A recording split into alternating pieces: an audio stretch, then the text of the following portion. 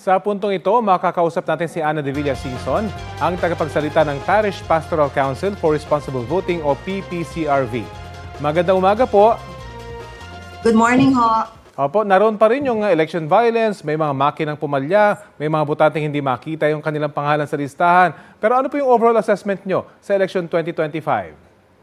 Well, mas parang overall, we'll come up with our final report, pero qualitative lang ho ito ngayon. Parang mas mapayapa siya kesa sa election in 2022. There was no failure election like in failure of elections in any area in the Philippines, katulad din ho ng 2022. At parang base sa mga reporta sa amin, there were less incidences of violence, lalong-lalo na ho sa Barm at saka sa Maguindanao, kung saan palaging there's a concentration of violence during elections, no?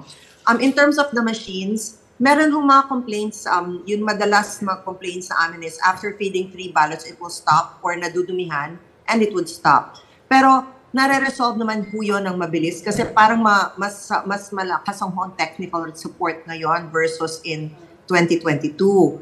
Like, pag may nagre-report ho dito, may taga-COMELEC ko sa aming command center, pag tumatawag ang mga tao, ine-escalate namin kaagad sa COMELEC. At ang COMELEC naman, ine-escalate agad sa field. At parang lahat naman ng tinawag sa amin, naayos, natugunan, maliban sa isa.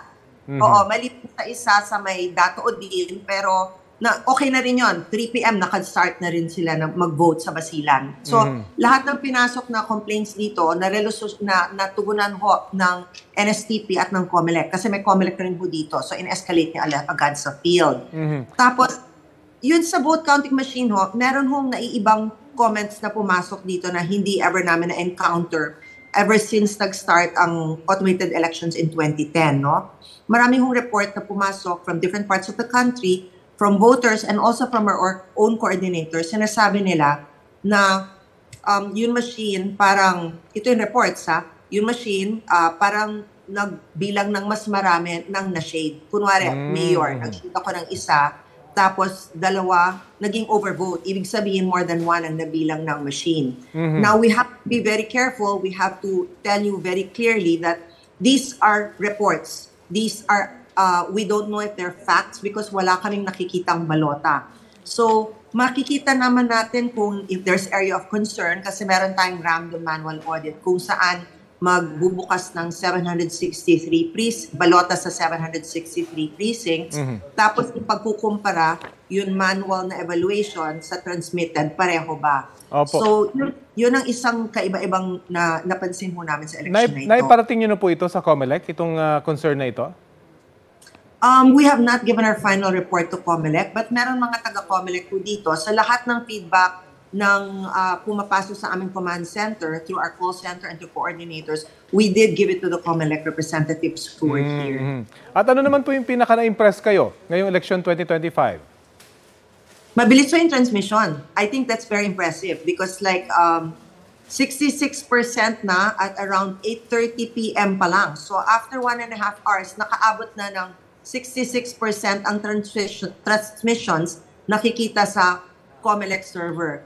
Lamang, yung problema, habang nandun na siya sa COMELEC server, wala pa po sa mga server namin. Kasi may 5 organizations na may servers rin. Hindi pa po rin namin nakita. But natugunan rin yun. We started receiving data at around 9 p.m. po.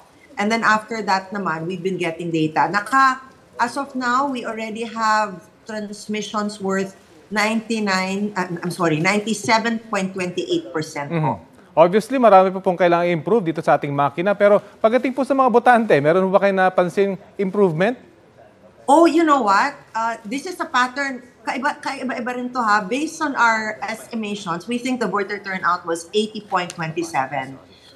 And that's very good because it's a midterm election. Okay. That presidential election ho in 2023, umabot siya ng 83%. So, less than 2% ho ang gap. Usually, mas malaki ho yung difference kung midterm. And so, excited ho at taong bumoto. Tapos, sa mga pictures na pinapadala ng mga coordinators nationwide during election day, as early ho as 7:15, mataas pa ho yung araw, ang dami na hong pumipila. So people were excited to vote. Usually kasi, ang nakikita namin in the past elections, people would vote, yung peak ho, nangyayari between mga after 2 p.m. Sa hapon na, oho.